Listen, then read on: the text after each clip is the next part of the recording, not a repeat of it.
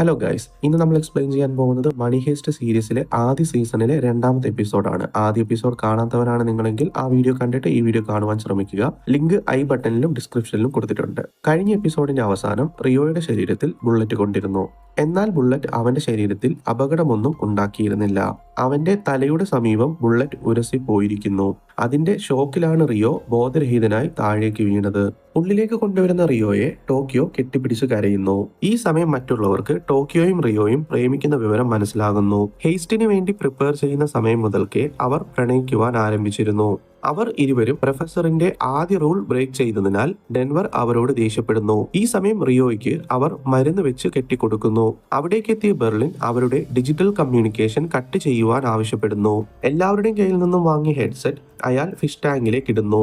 മരുന്ന് കൊടുത്ത ശേഷം റിയോയെ നോക്കി ബെർലിൻ പ്രൊഫസറിനോട് സംസാരിക്കുവാനുള്ള സജ്ജീകരണങ്ങൾ തയ്യാറാക്കുവാൻ ആവശ്യപ്പെടുന്നു. അതിനായി അവർ റോയൽ മിന്റിലെ ബാത്റൂമിലെ ക്ലോസറ്റിലൂടെ പ്രൊഫസർ ഇരിക്കുന്ന സ്ഥലത്തേക്ക് ഫൈബർ ഒപ്റ്റിക്സ് കേബിൾ വഴി കണക്ഷൻ ഉണ്ടാക്കുന്നു. കാരണം മറ്റേതെങ്കിലും മാർഗം അവർ പരസ്പരം സംസാരിക്കുവാൻ ശ്രമിച്ചാൽ പോലീസിന് അത് ഹാക്ക് ചെയ്യുവാൻ കഴിയും. അതുവഴി അവരുടെ പ്ലാനുകൾ ചോരുവാൻ സാധ്യതയുണ്ട്. അതൊഴിവാക്കുവാനാണ് പഴയ അനലോഗ് കമ്മ്യൂണിക്കേഷൻ സിസ്റ്റം ഉപയോഗിച്ച് സംസാരിക്കുവാൻ തീരുമാനിച്ചിരിക്കുന്നത്. അവർ ഫൈബർ ഒപ്റ്റിക് കേബിൾ വഴി പ്രൊഫസറിനോട് സംസാരിക്കുവാൻ തുടങ്ങുന്നു. ഇതേ സമയം അവിടെ ഉണ്ടായിരുന്ന CCTV വഴി പ്രൊഫസർ അവരെ നിരീക്ഷിക്കുവാനും ആരംഭിക്കുന്നു. ബെർലിൻ ഫോൺ വഴി അവിടെ നടന്ന ഷൂട്ടൌട്ടിനെ കുറിച്ച് പറയുന്നു. ടോക്കിയോ രണ്ടുപേരെ വെടിവെച്ച കാര്യം അയാൾ പ്രൊഫസറിനെ അറിയിക്കുന്നു. കൂടാതെ ടോക്കിയോയും റിയോയും പ്രണയിക്കുന്ന വിവരം ബെർലിൻ പ്രൊഫസറിനോട് പറയുന്നു. പ്രൊഫസർ ഇതിനെപ്പറ്റി ടോക്കിയോയോട് ചോദിക്കുന്നു. എന്നാൽ ടോക്കിയോ അത് നിഷേധിക്കുന്നു. തന്റെ കാമുകൻ ഒരുപാട് കാലം മുൻപേ മരണപ്പെട്ടു. കൂടാതെ തന്നെക്കാൾ ചെറിയൊരു പയ്യനെ താൻ പ്രണയിക്കില്ല എന്നും അവൾ പറയുന്നു. അത്രയും പറഞ്ഞ് ദേഷ്യത്തിൽ ഫോൺ അവിടെ വെച്ച് അവൾ അവിടെ നിന്നും പോകുന്നു. ഇത് കേൾക്കുന്ന റിയോയ്ക്ക് വല്ലാതെ സങ്കടമാകുന്നു. കാരണം അവൻ അവളെ വളരെ ആത്മാർത്ഥമായാണ് പ്രണയിക്കുന്നത്. ഇതേ സമയം മറുവശം പ്രൊഫസർ വല്ലാതെ ടെൻഷനാകുന്നു. അവർ 2 റൂൾസ് ബ്രേക്ക് ചെയ്തിരിക്കുന്നു. തന്നെ റൂൾസ് ബ്രേക്ക് ചെയ്ത ഈ ടീമിനെ വെച്ച് ഹേസ്റ്റ് വിജയകരമായി പൂർത്തിയാക്കുവാൻ കഴിയുമോ? പുറത്തേക്ക് പോകുവാൻ അവസരം കിട്ടിയിട്ടും രക്ഷപ്പെടാതെ അവർ എന്തുകൊണ്ട് റോയൽ മിന്റിലേക്ക് തിരികെ കയറി? തുടങ്ങിയ ചോദ്യങ്ങൾക്കുള്ള ഉത്തരമാണ് രണ്ടാമത്തെ episode. Welcome to my channel Mallu explanation 2.0. ഈ വീഡിയോ നിങ്ങൾക്ക് ഇഷ്ടമായാൽ ലൈക്ക് ചെയ്യുക, ചാനൽ സബ്സ്ക്രൈബ് ചെയ്യുക, നിങ്ങളുടെ അഭിപ്രായങ്ങൾ കമന്റുകളെ രേഖപ്പെടുത്തുക. റക്കേൽ മോറിയ എന്ന പോലീസ് ഓഫീസറിനെ കാണിക്കുന്നു. അവർ ഡിവോഴ്സ് ആയ ശേഷം തന്റെ മകളോടൊപ്പം അമ്മയുടെ വീട്ടിലാണ് താമസിക്കുന്നത്. അവർ ഈ സമയം മകളുമായി വെക്കേഷനിലായിരുന്നു. എന്നാൽ അവർക്ക് ഉന്നത ഉദ്യോഗസ്ഥനിൽ നിന്നും ഫോൺ കോൾ വരുന്നു. റോയൽ മിന്റിലെ കേസിൽ കൊള്ളയടിച്ചവരോട് സംസാരിക്കുവാൻ നെഗോഷിയേറ്ററായി റക്കേലിനെയാണ് പോലീസ് തിരഞ്ഞെടുത്തിരിക്കുന്നത്.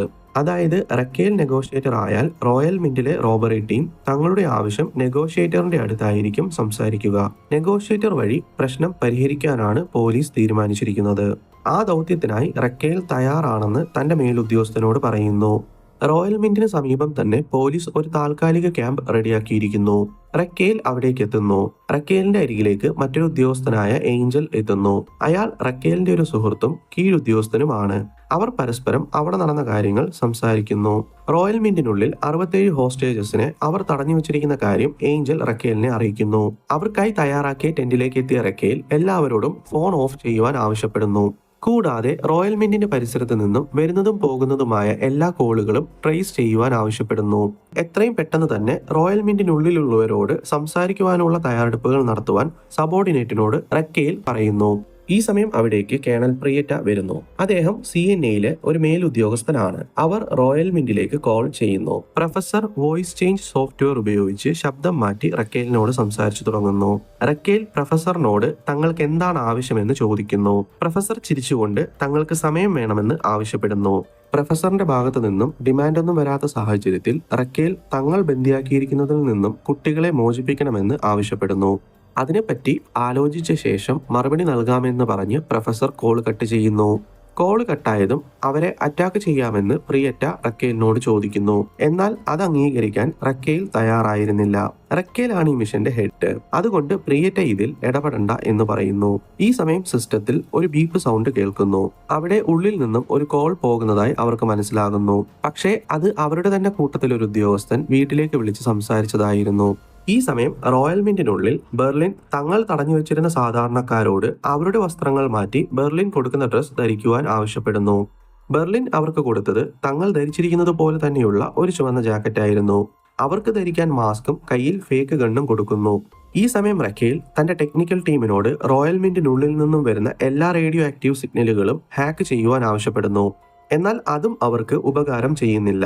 ഇതിൽ ടെൻഷനായ റഖേൽ പുറത്തേക്കിറങ്ങി സ്മോക്ക് ചെയ്യുവാൻ ആരംഭിക്കുന്നു. ഈ സമയം അവിടേക്ക് മിലിറ്ററി ഫോഴ്സ് എത്തുന്നത് റഖേൽ ശ്രദ്ധിക്കുന്നു. ഇതിൽ ദേഷ്യത്തിലാവുന്ന റഖേൽ പ്രിയേറ്റിനോട് തങ്ങൾ എന്താണ് ഈ കാണിക്കുന്നതെന്ന് ചോദിക്കുന്നു. അയാൾ അത് മുകളിൽ നിന്നും വന്ന ഓർഡർ ആണെന്ന് പറയുന്നു. പ്രശ്നം വഷളാക്കരുതെന്ന് പ്രിയേറ്റിനോട് ദേഷ്യത്തിൽ റഖേൽ പറയുന്നു. റഖേലിനോട് ആലിസൺ ടൈലറിനെ പറ്റി പ്രിയേറ്റ് പറയുന്നു. അവൾ UK അംബാസിഡറിന്റെ മകളായിരുന്നു. കൂടാതെ UK അംബാസിഡർ ഇംഗ്ലണ്ട് പ്രിൻസസിന്റെ വളരെ വേണ്ടപ്പെട്ട ആളായിരുന്നു. ആ പെൺകുട്ടി ആരാണെന്ന് അവർ കണ്ടുപിടിക്കുന്നതിന് മുൻപേ റോയൽ മിന്റ് അറ്റാക്ക് ചെയ്ത് ആലിസൺ ടൈലറിനെ രക്ഷിക്കുക എന്നതാണ് പ്രിയേറ്റിന്റെ പ്ലാൻ. കാരണം അവൾ ആരാണെന്ന് റോബറി ഗ്യാങ് കണ്ടെത്തിയാൽ അവളെ ഉപയോഗിച്ച് അവർക്ക് രക്ഷപ്പെടാം. അതായിരുന്നു പ്രിയേറ്റിന്റെ പേടി. അവസാനം റഖേലും അതിന് സമ്മതിക്കുന്നു. ഈ സമയം പ്രൊഫസർ തന്റെ ടീമിനോട് തങ്ങളുടെ പ്ലാൻ പറയുന്നത് കാണിക്കുന്നു. ഉറപ്പായും റോയൽ മിന്റിലേക്ക് പോലീസ് അറ്റാക്ക് ചെയ്യുവാൻ സാധ്യതയുണ്ട്. അവരുടെ അറ്റാക്കിനെ നേരിടാൻ തങ്ങൾക്ക് സാധിച്ചാൽ റോബറി വിജയകരമായി പൂർത്തിയാക്കാമെന്ന് പ്രൊഫസർ പറയുന്നു. റോയൽ മിന്റിലേക്ക് 4 എൻട്രൻസ് ആണ് ഉള്ളത്. ലോഡിംഗ് ഡക്ക് വഴിയായിരിക്കാം അവർ ഉള്ളിലേക്ക് കടക്കാൻ സാധ്യത. കാരണം അതാണ് ഉള്ളതിൽ ഏറ്റവും വലിയ എൻട്രൻസ്. അതുകൊണ്ട് അവിടെ ആയിരിക്കണം നമ്മൾ ആദ്യം തയ്യാറായി ഇരിക്കേണ്ടത്. ഈ സമയം മിലിറ്ററി പുറത്തുനിന്നും അറ്റാക്ക് ചെയ്യുവാനായി തയ്യാറെടുക്കുന്നു. അതിനായി അവർ ലോഡിംഗ് ഡക്കിന്റെ വാതിലിൽ ഒരു ചെറിയ ഹോൾ ഉണ്ടാക്കുന്നു. അതിലൂടെ ഒരു ക്യാമറ ഉള്ളിലേക്ക് കടത്തിവിടുന്നു. ഈ സമയം ടെന്റിലെ സിസ്റ്റത്തിൽ ഒരു ബീപ്പ് സൗണ്ട് കേൾക്കുന്നു. ആലിസൺ ടൈലറിന്റെ ഫോണിൽ നിന്നും ന്യൂസ് ചാനലിലേക്ക് ഒരു കോൾ പോകുന്നു. എല്ലാവരും നിശബ്ദമായി ആ കോൾ കേൾക്കുന്നു. അവൾ സംസാരിച്ചു തുടങ്ങുന്നു. ഞാൻ ആലിസൺ ടൈലർ, UK അംബാസിഡറിന്റെ മകളാണ്. എന്നെ റോയൽ മിന്റിൽ ബന്ദിയാക്കിയിരിക്കുകയാണ്. ഞങ്ങൾക്കെല്ലാവർക്കും അവരെ പോലെ തന്നെയുള്ള ഡ്രസ്സും മാസ്കും ധരിപ്പിച്ചിരിക്കുന്നു. കൂടാതെ കയ്യിൽ ഫേക്ക് ഗണ്ണും തന്നിട്ടുണ്ട്. ആരെങ്കിലും ഉള്ളിൽ വന്ന് അറ്റാക്ക് ചെയ്യുവാൻ ശ്രമിച്ചാൽ ഞങ്ങളുടെ ജീവനും ആപത്തിലാണ്. ഇതെല്ലാം ബെർലിൻ ആലിസണെ ഗൺ പോയിന്റിൽ നിർത്തി പറയിപ്പിക്കുന്നു. ഇതവർ ന്യൂസ് ചാനലിലൂടെ പറഞ്ഞതുകൊണ്ട് തന്നെ വിഷയത്തിന്റെ സീരിയസ്നെസ് എല്ലാവർക്കും മനസ്സിലാകുന്നു. ഈ സമയം മിലിറ്ററി ക്യാമറയിൽ നിന്നും കിട്ടിയ ഫുട്ടേജ് കണ്ട് അവർ ഞെട്ടുന്നു. ഉള്ളിൽ എല്ലാവരും ഒരേപോലെ വസ്ത്രം ധരിച്ചു നിൽക്കുന്നു. എല്ലാവരുടെയും മുഖം മാസ്ക് കൊണ്ട് മൂടിയിരിക്കുന്നു. കയ്യിൽ തോക്കുകളും ഉണ്ട്. ഈ സമയം കൂട്ടത്തിൽ ഒരാൾ ഒരു മെഷീൻ ഗൺ അവിടെ സ്ഥാപിക്കുന്നു.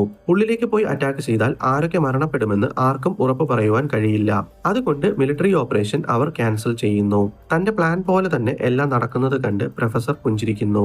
ഈ സമയം നൈറോബി കയ്യിലുണ്ടായിരുന്ന ലിസ്റ്റുമായി വന്ന് ചിലരെ അണ്ടർഗ്രൗണ്ടിലേക്ക് കൂട്ടിക്കൊണ്ടു പോകുന്നു. അവിടെയാണ് റോബറി ഗ്രൂപ്പിന്റെ യഥാർത്ഥ പ്ലാൻ വ്യക്തമാകുന്നത്. അവർ റോയൽ മിന്റിലേക്ക് കടന്നത് അവിടെ ഉണ്ടായിരുന്ന പണം കൊള്ളയടിക്കുവാൻ മാത്രം ആയിരുന്നില്ല. അവിടെ ഉണ്ടായിരുന്ന കറൻസി പ്രിന്റിംഗ് മെഷീൻ ഉപയോഗിച്ച് തങ്ങൾക്ക് വേണ്ടത്ര പണം പ്രിന്റ് ചെയ്യുക എന്നതായിരുന്നു അവരുടെ പ്ലാൻ. ഈ സമയം പ്ലാനുകളെല്ലാം പരാജയപ്പെട്ട നിരാശയിൽ റഖേൽ സമീപത്തുള്ളൊരു കോഫി ഷോപ്പിലേക്ക് പോകുന്നു. തന്റെ അമ്മയോട് സംസാരിക്കുവാനായി ഫോൺ എടുക്കുമ്പോൾ അതിൽ ചാർജ് ഇല്ല എന്ന് അവൾക്ക് മനസ്സിലാകുന്നു. ഷോപ്പിൽ നിൽക്കുന്ന ആളിനോട് ഫോൺ ചാർജർ ഉണ്ടോ എന്ന് അവൾ ചോദിക്കുന്നു. അയാൾ ഇല്ല എന്ന് മറുപടി പറയുന്നു. ഇതേ സമയം പിന്നിൽ നിന്നും ഒരാൾ വേണമെങ്കിൽ എന്റെ ഫോൺ ഉപയോഗിച്ചോളൂ എന്ന് പറയുന്നു. അത് പ്രൊഫസർ ആയിരുന്നു. ഒരു ചിരിയോടെ അയാൾ അവിടേക്ക് എത്തുന്നു. 2.4 ബില്യൺ യൂറോ ഇത്ര ചുരുങ്ങിയ സമയം കൊണ്ട് എങ്ങനെ അവർ പ്രിന്റ് ചെയ്തെടുക്കും? എന്തിനായിരിക്കും പണം കൊള്ളയടിക്കാതെ പ്രിന്റ് ചെയ്തെടുക്കാമെന്ന് അവർ തീരുമാനിച്ചത്? പ്രൊഫസർ എന്തിനാണ് റഖേലിനെ മീറ്റ് ചെയ്തത്? ഈ എപ്പിസോഡ് ഇവിടെ അവസാനിക്കുകയാണ്. വീഡിയോ ഇഷ്ടമായ ലൈക്ക് ചെയ്യുക, ചാനൽ സബ്സ്ക്രൈബ് ചെയ്യുക, നിങ്ങളുടെ അഭിപ്രായങ്ങൾ കമന്റുകളായി രേഖപ്പെടുത്തുക. അടുത്തൊരു വീഡിയോയുമായി കാണുന്നതുവരേക്കും ബൈ.